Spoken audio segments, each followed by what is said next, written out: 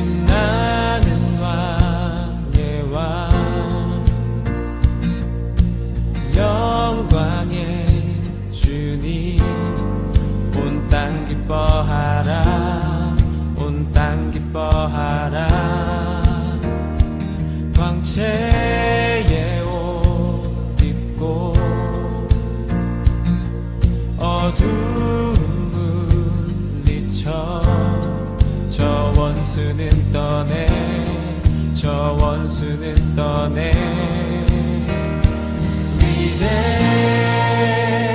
위대하신 주 찬양의 위대하신 주 모두 알게 되리라. 위대하신 주.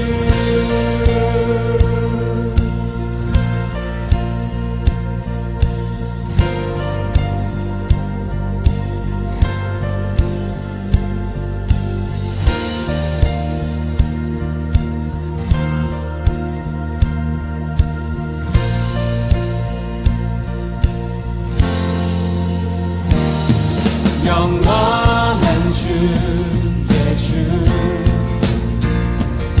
시간의 주, 왕자, 알파와 오메가, 알파와 오메가. 산 위의 하나님, 아바 성령 예수, 사자와 어린 양,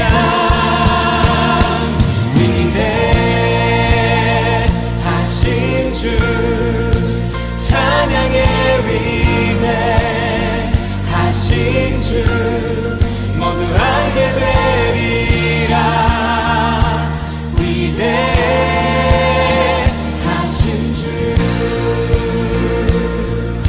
위대하신 주, 위대하신 주 찬양의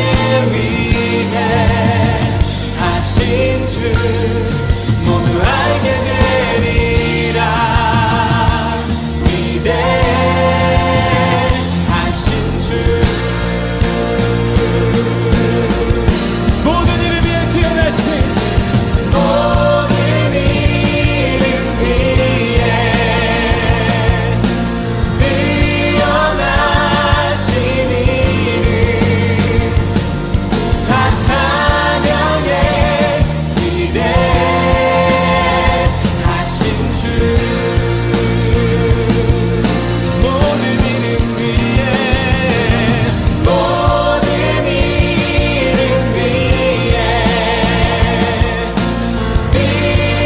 뛰어나신 이름 다 찬양해. 위대하신 주. 우리 목소리로 고백하십시다. 위대하신 주.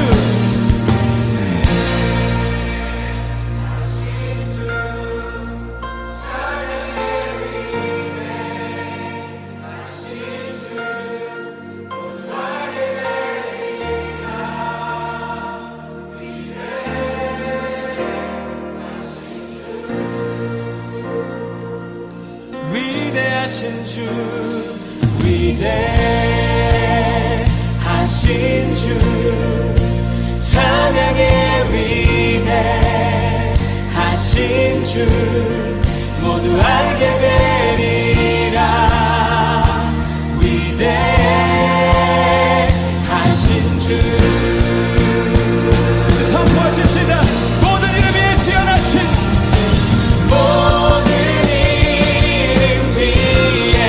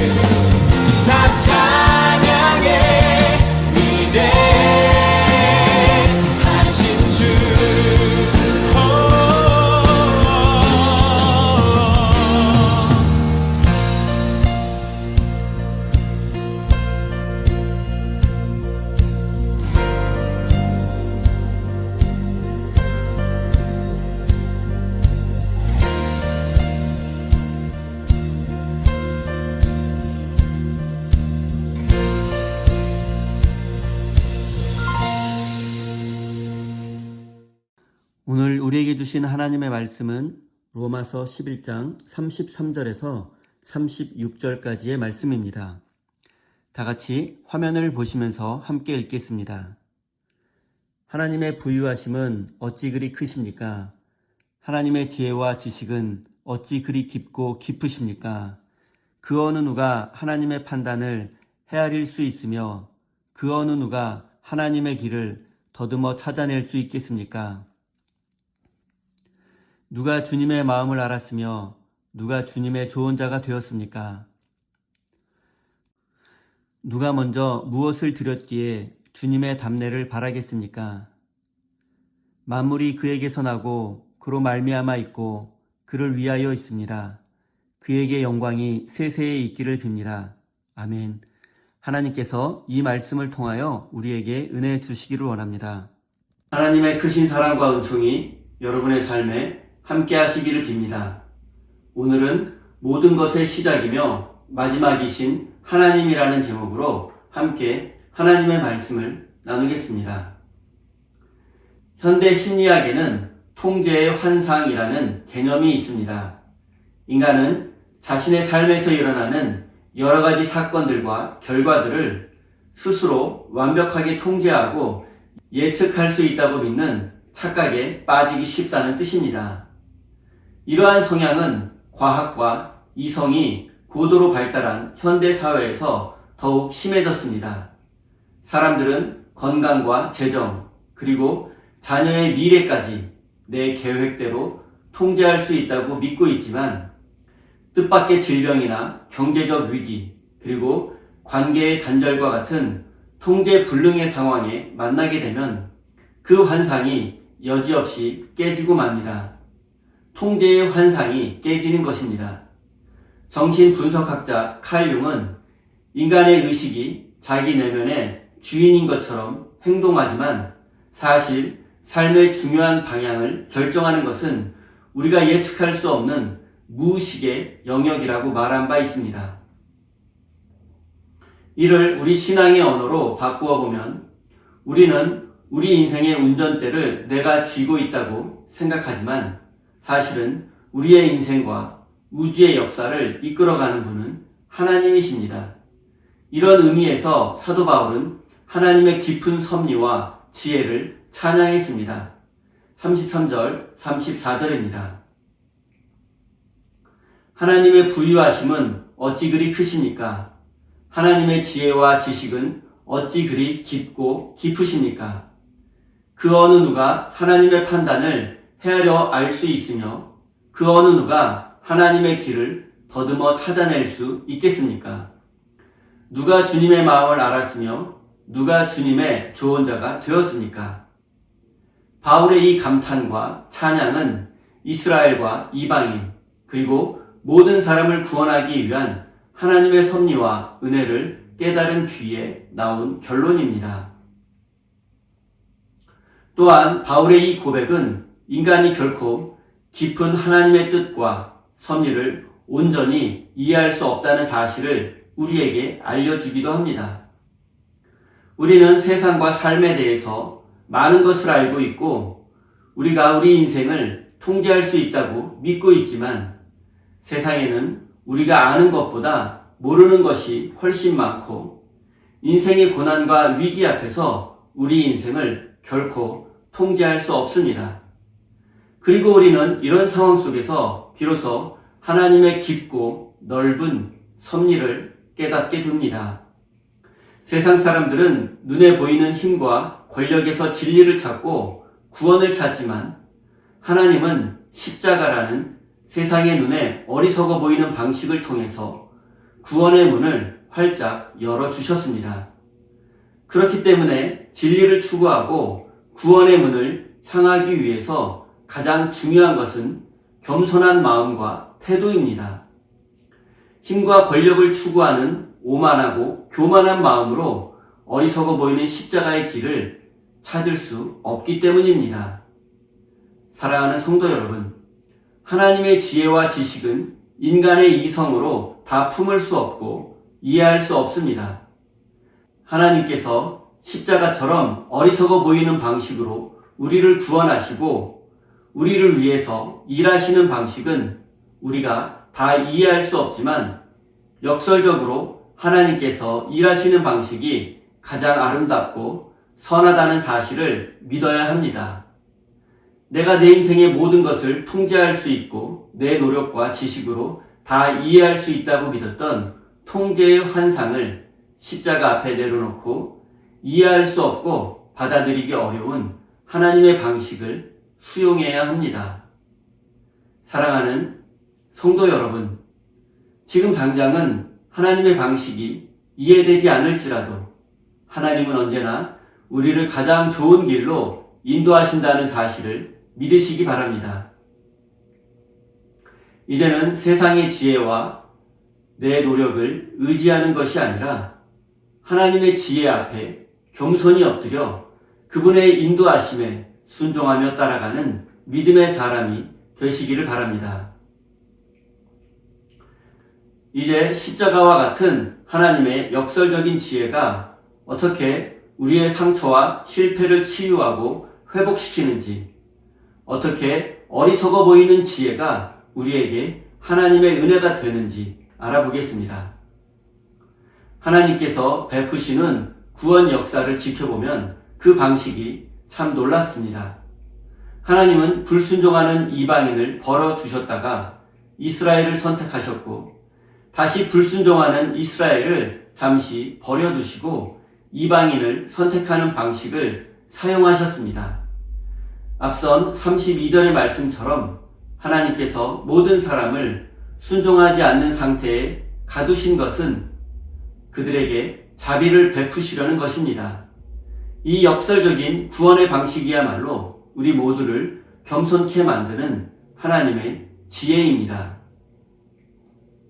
인간은 본질적으로 은혜가 일상화되면 그것을 자신이 당연히 누려야 할 권리인 줄 착각합니다. 하지만 안타깝게도 우리는 빼앗겨 보고 잃어보아야만 비로소 은혜의 소중함을 깨닫게 됩니다. 하나님은 이런 인간의 연약함을 알기에 고난과 고통이라는 아픈 연단의 과정을 통해서 우리가 하나님의 사랑과 은혜를 배워가도록 이 세상 역사를 이끌어 가십니다. 그 결과 우리가 고난과 고통의 십자가를 통과한 후에는 전에는 당연했던 것들이 이제 모두 감사의 제목이 되는 것입니다. 그리고 하나님의 역설적인 지혜는 단순히 우리 영혼 구원에만 머물지 않고 우리의 모든 삶의 자리로 확장됩니다. 지금 우리가 겪고 있는 고난도 우리를 힘들게 하고 고통을 주시려는 것이 아니라 그 연단의 과정을 통해서 우리를 참된 자유와 행복의 길로 이끄시려는 하나님의 계획입니다. 성경은 우리에게 분명히 말씀합니다. 하나님의 부르심은 절대로 철회되지 않습니다. 지금 당장은 실패한 것 같고 구원의 길에서 멀어진 것 같아 보일지라도 하나님의 부르심은 철회되지 않고 끝까지 우리를 사랑해 주십니다. 사랑하는 성도 여러분, 하나님은 우리의 실패와 불순종마저도 당신의 사랑과 은혜를 깨닫게 하는 도구로 사용하십니다. 하나님의 자녀에게 넘어짐과 실패는 단순한 고통이 아니라 우리를 진리의 길로 이끄시려는 하나님의 계획입니다. 인생의 고난과 실패에는 우리를 향한 하나님의 사랑과 놀라운 계획이 숨겨져 있음을 깨닫고 고난과 실패를 통해서 하나님께 한 걸음 더 가까이 나아가는 믿음의 사람이 되시기 바랍니다. 이제 사도 바울이 하나님의 이 역설적인 지혜와 진리를 깨달았을 때 무엇을 했는지 알아보겠습니다. 36절입니다. 만물이 그에게서 나고 그로 말미암아 있고 그를 위하여 있습니다. 그에게 영광이 세세에 있기를 빕니다. 아멘. 이 짧은 구절은 온 우주와 인간의 역사와 시작 그리고 마지막을 정의합니다. 만물이 그에게서 나오고 모든 존재의 기원은 하나님입니다. 따라서 우리는 이 세상에서 우연히 던져진 존재가 아닙니다. 우리는 하나님의 계획 속에서 태어난 존재입니다. 그분으로 말미암아 있고 이 말씀의 뜻은 역사의 수레바퀴를 돌리는 것은 세상의 권력자가 아니라 하나님이라는 뜻입니다. 하나님은 세상의 무관심한 방관자가 아니라 역사의 매 순간에 참여하시고 그 역사를 이끌어 가십니다. 그분에게로 돌아간다는 뜻은 역사의 마지막은 허무와 파멸이 아니라는 뜻입니다. 모든 만물은 본래의 주인인 하나님께로 돌아가 그분의 영광에 참여하게 됩니다. 그분에게로 돌아가는 것, 즉 하나님께 돌아가는 것은 우리가 겪는 고난과 고통의 의미를 새롭게 합니다. 지금 우리가 겪는 환난과 인내의 시간도 결국은 하나님으로부터 말미암아 일어나는 것이며 그 끝은 하나님께로 돌아가 우리의 생명과 구원이 완성되는 것입니다. 인간은 끊임없이 자신을 중심으로 삶을 살고 역사를 만들어 가려고 합니다. 그래서 인간은 내가 무엇을 이루었는가, 나는 어디로 가는가와 같은 질문을 끊임없이 던집니다. 하지만 성경은 우리 인생의 주인을 하나님으로 바꿀 것을 요청합니다. 하나님이 시작하셨고 하나님이 인도하시며 하나님이 완성하실 것입니다. 사랑하는 성도 여러분, 우리 인생은 하나님의 섭리 안에서 움직이고 있습니다. 여러분이 지금 서 있는 곳이 광야이든 시내이든 그곳은 주님께로부터 시작된 길이며 주님의 손에 붙들려 있는 길입니다. 현재의 고난은 결코 끝이 아닙니다. 하나님은 후회 없는 부르심으로 우리를 빚어가시며 결국 우리를 통해서 당신의 영광을 드러내실 것입니다. 그러므로 오늘 하루의 삶을 무거운 짐으로 여기지 마십시오. 우리가 하는 작은 일, 우리가 맺는 진실한 관계, 우리가 견뎌내는 침묵의 시간, 이 모든 것이 하나님께로 돌아가는 거룩한 여정이 될 것입니다. 사랑하는 성도 여러분, 우리의 존재 목적이 나의 성공이 아니라 하나님의 영광임을 기억할 때 우리는 비로소 세상이 줄 수 없는 자유와 행복을 누리게 될 것입니다. 모든 만물이 종착점 되시는 하나님을 바라보며 오늘도 그분과 동행하는 기쁨을 누리시기 바랍니다. 사랑하는 성도 여러분, 인생의 복잡한 문제들 앞에서 답을 찾지 못해 두려움과 괴로움 가운데 있습니까? 우리는 아직 무엇이 정답인지 알지 못하지만 하나님께는 답이 있습니다. 비록 지금은 안개 속 같을지라도 하나님의 은사와 부르심에는 후회하심이 없다는 이 약속의 말씀을 붙잡으십시오. 우리의 고난과 고통은 헛된 고난이 아니라 우리를 하나님의 작품으로 빚어가는 은혜의 과정입니다. 하나님은 우리를 절대로 포기하지 않으시며 언제나 우리를 가장 좋은 길로 인도해 주실 것입니다. 사랑하는 우리 세임교회 성도 여러분, 모든 것이 그분에게 나오고 그분으로 말미암아 있고 그분에게 돌아간다는 이 말씀을 마음 깊이 새기십시오.